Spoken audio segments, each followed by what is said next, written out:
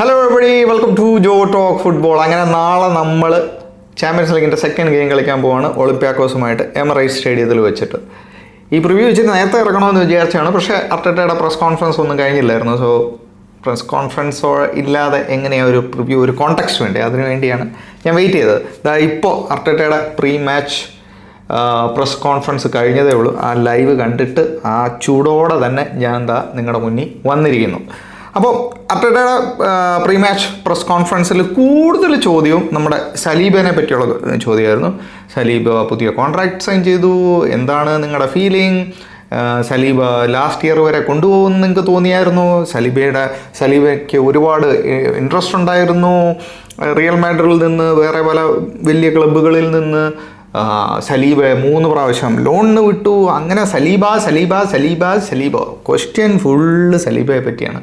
So ഇങ്ങനത്തെ കുറേ questions ഉണ്ടായിരുന്നു. എല്ലാത്തിനും ഓൾമോസ്റ്റ് ഒരേ ഉത്തരവായിരുന്നു: he loves the club, he wants to stay, he loves the energy. ഏതാണ്ട് ഇതൊക്കെ തന്നെയായിരുന്നു. സോ ഒഫീഷ്യൽ അനൗൺസ്മെൻറ്റ് കഴിഞ്ഞിരിക്കുകയാണ്, അത് നിങ്ങൾക്ക് എല്ലാവർക്കും അറിയാം. സോ ആ ക്വസ്റ്റ്യൻ നമുക്ക് മാറ്റി വെക്കാം. സലീബ ക്വസ്റ്റ്യൻസ് മൊത്തത്തിൽ നമുക്ക് മാറ്റി വെക്കാം. അടുത്ത ക്വസ്റ്റ്യൻ ചോദിച്ചതും ഈ ലാസ്റ്റ് മിനിറ്റ് വിൻ, നമ്മുടെ ന്യൂ കാസലുമായിട്ടുള്ള ലാസ്റ്റ് മിനിറ്റ് വിൻ, അതിൻ്റെ ആ ഒരു എന്താ പറയുക, ആ ഒരു എനർജി ഇപ്പോഴും എല്ലാ ആർസണൽ ഫാൻസിലും ഉണ്ടെന്ന് എനിക്കറിയാം. Of course എന്നിലുണ്ട്. സോ അതിനെപ്പറ്റി എങ്ങനെയായിരുന്നു എന്ന് ചോദിച്ചു. അപ്പോൾ പറഞ്ഞു yes, it is A great win, നല്ല എനർജി ആയിരുന്നു. പക്ഷേ അതിൽ സ്റ്റക്കായിട്ട് ഞങ്ങൾ ഇരിക്കുന്നില്ല, വി ആർ മൂവിങ് ഓൺ എന്നുള്ളതായിരുന്നു അതിൻ്റെ. പിന്നെ ഇഞ്ചുറിയെ പറ്റി ചോദിച്ചപ്പം ഹെൻകപ്പിയും നോനിയും സ്റ്റിൽ ഔട്ട് എന്ന് പറഞ്ഞു. റിട്ടേൺ ഡേറ്റോ ഒന്നും പറഞ്ഞില്ല. കഴിഞ്ഞ സീസൺ സെമി ഫൈനൽ വരെ എത്തി, എന്താണ് ഈ സീസണിൻ്റെ അംബിഷൻ എന്ന് ചോദിച്ചു. അർട്ടറ്റ പറഞ്ഞു അംബിഷൻ ഈസ് ഓൾവേസ്, ഞങ്ങളുടെ Arsenal club as an ambition എപ്പോഴും ഹൈ ആണ്. ഞങ്ങൾ ഈ സീസണും എത്രയും ഞങ്ങൾക്ക് പോകാൻ പറ്റുമോ അത്രയും പോകാൻ തന്നെയാണ് ഞങ്ങളുടെ അംബിഷൻ എന്നാണ് പറഞ്ഞത്. That is very positive to hear from Arteta. നല്ല കാര്യം തന്നെ. അത് മാത്രമല്ല, ഇപ്പം നമ്മൾ കളിക്കുന്ന രീതിയും കുറച്ചൊക്കെ ചേഞ്ചായി വരുന്നുണ്ട്. ന്യൂ കാസലിലാണ് നമ്മൾ ആദ്യമായിട്ട് ഇത്ര പ്രോഗ്രസീവായിട്ട് നമ്മൾ കളിക്കുന്നുണ്ട്. സോ അതൊക്കെ വെച്ച് നോക്കുമ്പോൾ പറയുന്നതും കാണുന്നതും തമ്മിൽ ഒരുപാട് ബന്ധമുണ്ട് എന്ന് നമുക്ക് ആശ്വസിക്കാം സീരിയസ്ലി. അതൊരു നല്ല ന്യൂസ് തന്നെയാണ് നമുക്ക് ആർസണൽ ഫാൻസിന്, എസ്പെഷ്യലി ആ പെർഫോമൻസ്.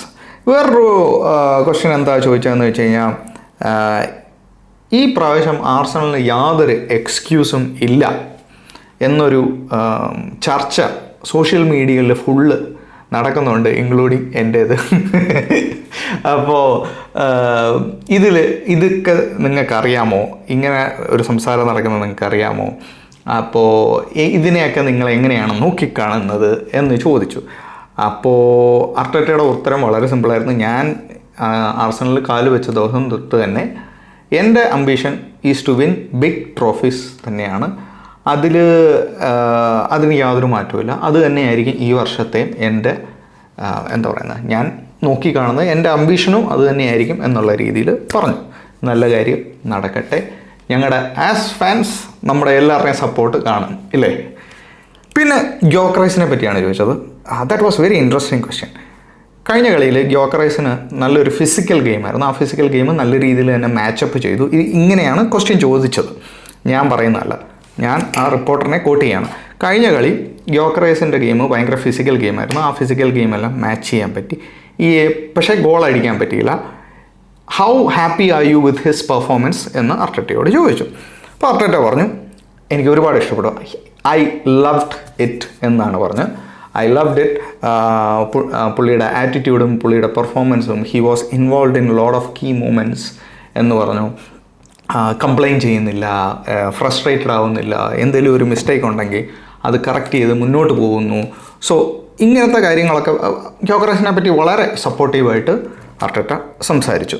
പിന്നെ സ്ക്വാഡ് ഡെപ്തിനെയും എസൈനെ സെൻട്രലിൽ കളിപ്പിക്കുന്നതിനെയും പറ്റി ചോദിച്ചു. യെസ്, അപ്പം വളരെ സോഫ്റ്റായിട്ട് ഉത്തരം പറഞ്ഞു. യെസ്, അതാണ് പ്ലാൻ. കൂടുതൽ ഡീറ്റെയിൽസ് ഒന്നും ലീക്ക് ചെയ്യാതെ അതാണ് പ്ലാൻ, കുറച്ചുകൂടെ ഞങ്ങൾ എക്സ്പ്ലോർ ചെയ്യുകയാണ് എന്നുള്ള രീതിയിലാണ് സംസാരിച്ചത്. സോ ഇങ്ങനെയായിരുന്നു അർട്ടറ്റയുടെ പ്രസ് കോൺഫറൻസ്. ഈ ഗെയിമിലേക്ക് വരുമ്പോൾ ഒളിമ്പ്യാക്കോസിനെ പറ്റി നമ്മൾ അറിഞ്ഞിരിക്കേണ്ടതെന്ന് പറഞ്ഞു കഴിഞ്ഞാൽ, മറ്റേ ഗ്രീസ് ലീഗിൻ്റെ നമ്പർ 1 പൊസിഷനിലാണുള്ളത്. അവർ ഓൾറെഡി 5 ഗെയിം കളിച്ചു. ഇതുവരെ ഒരു കളി പോലും അവർ തോറ്റിട്ടില്ല. 4 കളി ജയിച്ചു, ഒരു കളി ഡ്രോ. അപ്പോൾ അവർ നമ്പർ 1 പൊസിഷനിലാണ് ഉള്ളത്.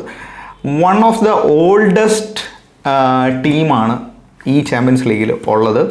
ഇൻ്റർ മിലാനും പിന്നെ വേറൊരു ടീം പേര് എനിക്ക് ഓർമ്മയില്ല. ഇൻ്റർ മിലാനും ഒളിമ്പിയാക്സുമാണ് ഈ ആവറേജ് ഏജ് വെച്ച് നോക്കുമ്പോൾ one of the oldest team എന്ന് പറയുന്നത്. ഒളിമ്പിയാക്കോസിൻ്റെ ആവറേജ് എന്ന് പറയുന്നത് അറൗണ്ട് 29 ഇയേഴ്സും 7 മന്ത്സും. ഇതാണ് ആവറേജ് ഇയർ ഓൾഡ് ടീമിൻ്റെ. പിന്നെ അവരുടെ ഒരു സ്റ്റാർ പ്ലെയർ എന്ന് പറയുന്നത് അയൂബ് എൽ കാബി എന്ന് പറയുന്ന മൊറോക്കൻ സ്ട്രൈക്കറാണ്. കഴിഞ്ഞ സീസണിൽ 27 ഗോള് ഓൾ കോമ്പറ്റീഷനിൽ അടിച്ചിട്ടുണ്ട്. പിന്നെ നമുക്കെല്ലാവർക്കും അറിയാവുന്നതിൻ്റെ തൊട്ട് മറീനാക്കീസ് ഇവാഞ്ചലിസ് നെറ്റ്വർക്ക് ഓഫ് ക്ലബിനകത്ത് വരുന്നതാണ്. അതായത് എഡു നമ്മളെ വിട്ട് ഈ നെറ്റ്വർക്ക് ഓഫ് ക്ലബിനകത്താണ് വന്നിരിക്കുന്നത്. അതിനകത്ത് വരുന്നതാണ് ഒളിമ്പിയാക്കോസും അതുപോലെ തന്നെ നോട്ടിംഗ്ഹാം ഫോറസ്റ്റും. പിന്നെ വേറൊരു ക്ലബ്ബ് കൂടെ ഉണ്ട്, ആ ക്ലബ്ബ് എനിക്ക് ഓർമ്മയില്ല.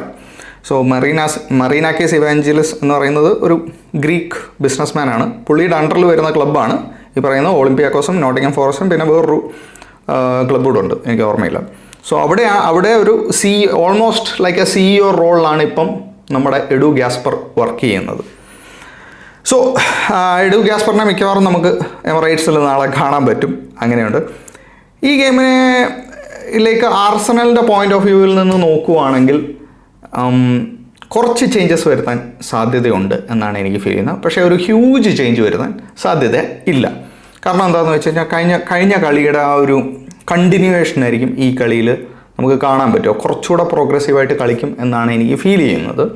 കാരണം കഴിഞ്ഞ കളിയായിരുന്നു നമ്മുടെ ഒരു ഫസ്റ്റ് ആ ഒരു കുറച്ചുകൂടെ എന്താ പറയുക ഹാൻഡ് ബ്രേക്ക് വിട്ടുള്ള ഒരു കളി കഴിഞ്ഞ പ്രാവശ്യത്തെ. എല്ലാവരും ഒന്ന് ഫ്രീ ആയിട്ട് കളിപ്പിച്ച കളി കഴിഞ്ഞ പ്രാവശ്യമായിരുന്നു. കാണാൻ തന്നെ ഭയങ്കര ഹാപ്പി ആയിരുന്നു. കഴിഞ്ഞ കളി തോറ്റാലും നമ്മളാരും എന്താ പറയുക അത്ര ഡിസപ്പോയിൻറ്റഡ് ആവത്തില്ലായിരുന്നു. കാരണം ആ പെർഫോമൻസ് അത്രയ്ക്ക് നല്ലതായിരുന്നു.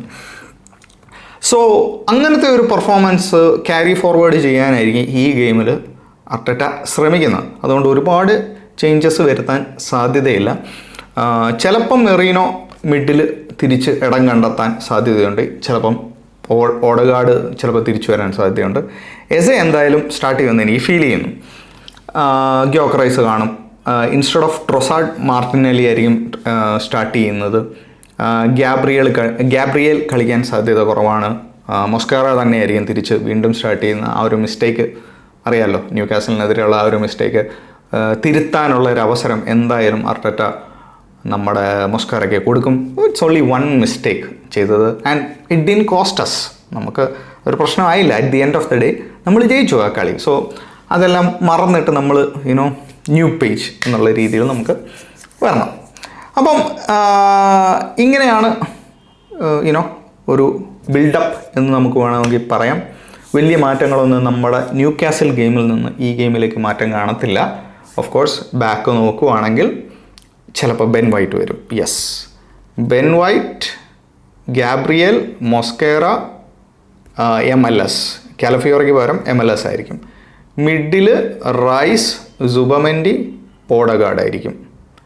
S A maybe on the left, സെൻട്രലിൽ ഗ്യോക്കറൈസ്, റൈറ്റിൽ സക്ക.